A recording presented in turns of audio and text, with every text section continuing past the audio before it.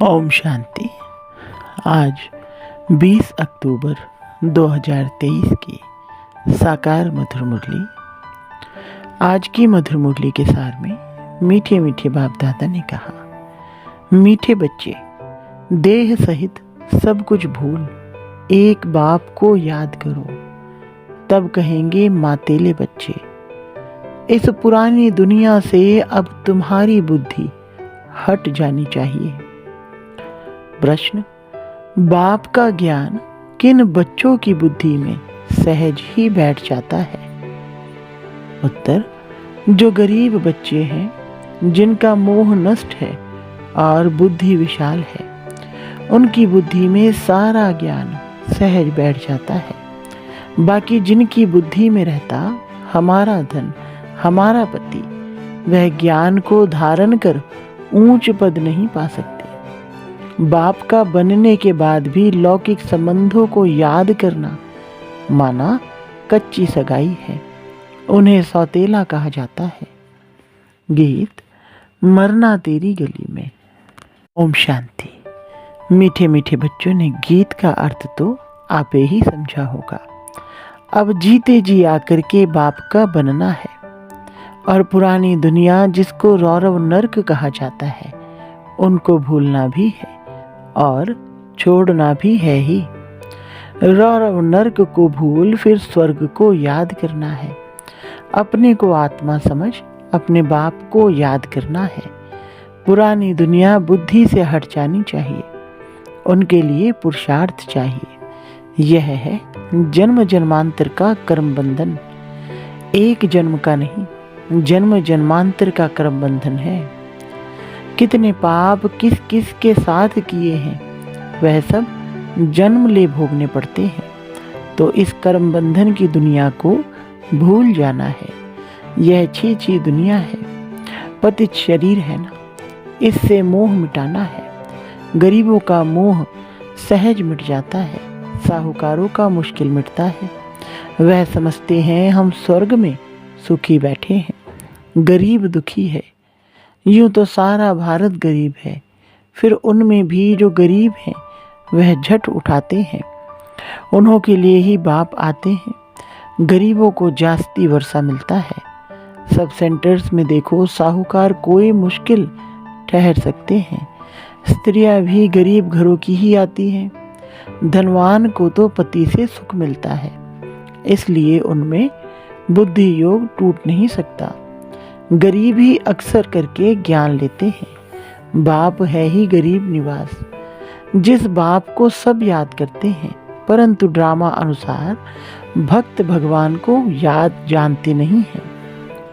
भगवान तो है ही भक्तों का रक्षक, भक्ति का फल देने वाला, सद्गति दाता एक बाप है। तुम बच्चे बाप द्वारा अभी ज्ञान की बातें सुन रहे हो।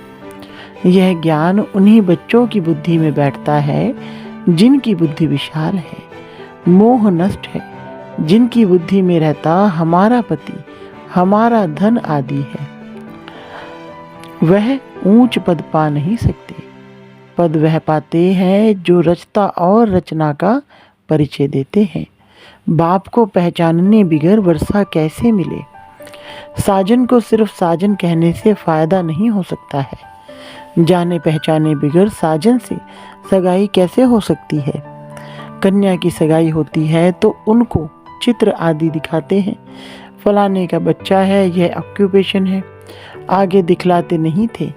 ऐसे ही शादी करा देते थे, तो भी उनका ऑक्यूपेशन तो बताते हैं ना। यहाँ कोई कोई बच्चे अपने बाप को अथवा साजन को जानते ही नहीं हैं, तो सगाई कैसे हो? नंबरवार है। कईयों की कच्ची सगाई है। पारलौकिक साजन को याद नहीं करते, लौकिक साजन को, लौकिक संबंधियों आदि को याद करते रहते, तो गोया कच्ची सगाई है। उनको सौतेले बच्चे कहा जाता है, पक्के को मातेले कहा जाता है। मातेले बच्चे बहुत थोड़े हैं। भट्टी में इतने पड़े, उनमें से कितने कच्चे निकल पड़े। अपने साजन को पहचानते ही नहीं।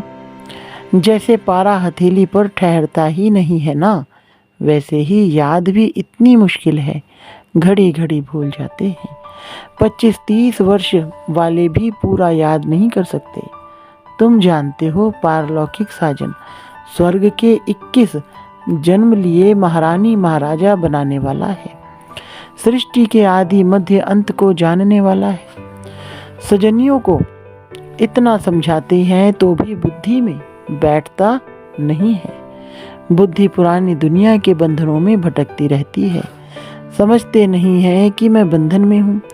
संबंध तो चाहिए एक का, बाकी सब है बंधन। बच्चों को समझाया जाता है एक से संबंध रखो। वह तुमको सृष्टि के आदि मध्य अंत की शिक्षा देते हैं। तुम जानते हो आधा कल्प है ज्ञान कांड, आधा कल्प है भक्ति कांड। ज्ञान कांड में तो 21 जन्मों का वर्षा मिलता है। वहाँ है सतो प्रधान, फिर सतो प्रधान से नीचे सतो से, फिर सतो से गिरकर रजो में आना है। जब सतो पूरा होता तो ज्ञान कांड पूरा हो जाता है। द्वापर से भक्ति शुरू होती है। वह भी पहले सतो प्रधान भक्ति होती है, फिर भक्ति भी रजो सतो रजो तमो में आती है। व्यभिचारी होने से भक्ति फिर गिर जाती है। अब यह जानना और किसको समझाना तो बहुत सहज है। तुम बच्चों को रौरव नरक से संबंध तोड़ एक से रखना है। एक बाप से संबंध रखने की प्रैक्टिस करो। बाप को याद करने से ही विक्रम विनाश होंगे। गरीब अच्छी मेहनत करते हैं तो बलिहारी गरीबों की है। बाप भी गरीबों पर बलिहार जाते हैं। शुरुआत में कितने गोप थे, कितनी माताएं थी, कितने खत्म हो गए, बाकी थोड़े रहे हैं। माताएं भी थोड़ी रही।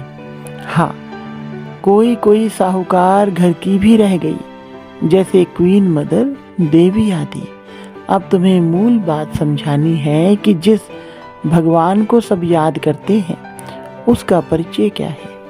पतित पावन बाप जो राजयोग सिखलाकर नर से नारायण बनाते हैं, उनको नहीं जानेंगे तो तुम पाप करते रहेंगे, बाप को गाली देते रहेंगे। सम्मेलन तो बहुत होते हैं, वहाँ पर समझाने वाले बड़े तीखे चाहिए। समझना चाहिए, समझाना चाहिए। तुम वेदों की महिमा समझते हो, परंतु इससे कोई फायदा तो होता नहीं। फायदा तो एक बाप से ही होता है जिसको हम जानते हैं। तुम नहीं जानते हो, आओ तो हम आपको समझाएं। बाप को पहचाने बिना वर्षा कैसे मिलेगा। बाप का वर्षा है मुक्ति, जीवन मुक्ति, गति सदगति। यह अक्षर सुनाते ही बाप है। तुम बच्चों को याद रखना चाहिए और कोई चीज से फायदा नहीं। बाप को और रचना के आदि मध्य अंत को जानना है। इसमें भी आधा कल्प है भक्ति कांड, आधा कल्प है सदगति ज्ञान कांड। भल सम्मेलन करते हैं परंतु खुद ही मूंझे हुए हैं, समझते कुछ भी नहीं। तुम्हें सबको बाप का परिचय देना है। जब बहुतों को परिचय मिल जाएगा तब कहेंगे कमाल है। यह तो सारे सृष्टि के आदि मध्य अंत का राज चित्रों सहित बतलाते हैं। माताओं को बड़ा नशा रहना चाहिए। पुरुष मदद करने के लिए तैयार हैं, डायरेक्शन बाप देते हैं। करना कन्याओं माताओं को है। आजकल कन्याओं माताओं की महिमा जास्ती है। गवर्नर प्राइम मिनिस्टर भी माताएं बनती हैं। एक तरफ है वह माताएं, एक तरफ हो तुम पांडवों की माताएं। उन्हों की उछल जास्ती है क्योंकि उनका राज्य है। तुमको तो 3 पैर पृथ्वी के भी नहीं मिलते हैं। बाप तुम बच्चों को अनेक राज समझाते रहते हैं। तुम अभी स्वर्ग का वर्षा पाते हो। साजन तुमको श्रृंगारते हैं, महारानी बना देते हैं।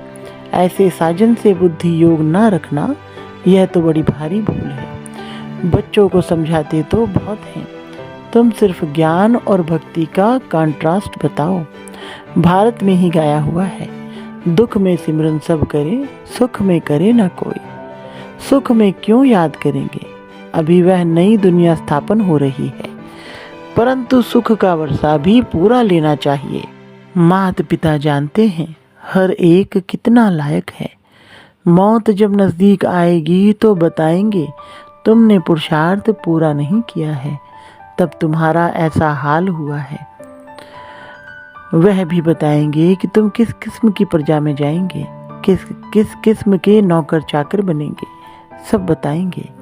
अच्छा, कई बच्चे समझते हैं आज हमने मुरली बहुत अच्छी चलाई, परंतु नहीं, यह तो शिव बाबा आकर मदद करते हैं। अपना अहंकार नहीं होना चाहिए। तुमको तो बाप सिखलाते हैं जो तुम सुनाते हो। बाप ना होता तो तुम्हारी मुरली काहे की। मुरलीधर के बच्चों को मुरलीधर बनना चाहिए, नहीं तो ऊंच पद पा नहीं सकेंगे। बल कुछ ना कुछ फायदा हो जाता है। कोई सेंटर खोलते हैं तो बहुत आशीर्वाद मिलती है। इतना समय पढ़ाई की है तो आप ही सर्विस कर सेंटर जमाना चाहिए। खुद सीखते हैं तो औरों को क्या औरों को नहीं सिखला सकते। ब्रह्मा कुमारी की मांगनी करते हैं तो बाबा समझ जाते हैं, शायद खुद में इतना ज्ञान नहीं है। बाकी यहाँ आकर क्या करते हैं, बाबा तो समझाते हैं। बादल आए, रिफ्रेश होकर जाएं, वर्षा बरसाएं, नहीं तो पद कैसे पाएंगे। मम्मा बाबा कहते हो तो गद्दी पकड़ कर दिखाओ। यह भी कोई को अहंकार नहीं आना चाहिए कि हमने दिया। तुम कुछ भी ना दो, बाबा तुमको कौड़ी के बदले हीरा देने से भी छूट जाएगा। अच्छा, मीठे मीठे सिकिलधे बच्चों प्रति माता पिता बाप दादा का याद प्यार और गुड मॉर्निंग। रूहानी बाप की रूहानी बच्चों को नमस्ते। रूहानी बच्चों की रूहानी बाप दादा को नमस्ते जी। धारणा के लिए मुख्य सार नंबर 1, एक के साथ सर्व संबंध रख बुद्धि योग अनेक बंधनों से निकाल लेना है। एक के साथ पक्की सगाई करनी है, बुद्धि योग भटकाना नहीं है। नंबर 2, बाप समान मुरलीधर बनना है। मैंने अच्छी मुरली चलाई, इस अहंकार में नहीं आना है। बादल भर कर वर्षा करनी है। पढ़ाई की है तो सेंटर जमाना है। वरदान, बाप को सामने रख ईर्ष्या रूपी पाप से बचने वाले विशेष आत्मा भव। विस्तार, ब्राह्मण आत्माओं में हम शरीक होने के कारण ईर्ष्या उत्पन्न होती है। ईर्ष्या के कारण संस्कारों का टकराव होता है, लेकिन इसमें विशेष सोचो कि यदि हम शरीक किसी विशेष कार्य के निमित्त बना है तो उनको निमित्त बनाने वाला कौन। बाप को सामने लाओ तो ईर्ष्या रूपी माया भाग जाएगी। अगर किसी की बात आपको अच्छी नहीं लगती है तो शुभ भावना से ऊपर दो, ईर्ष्यावश नहीं। आपस में रेस करो, रीस नहीं, तो विशेष आत्मा बन जाएंगे। स्लोगन, बाप को अपना साथी बनाकर माया के खेल को साक्षी हो देखते चलो। अच्छा, ओम शांति।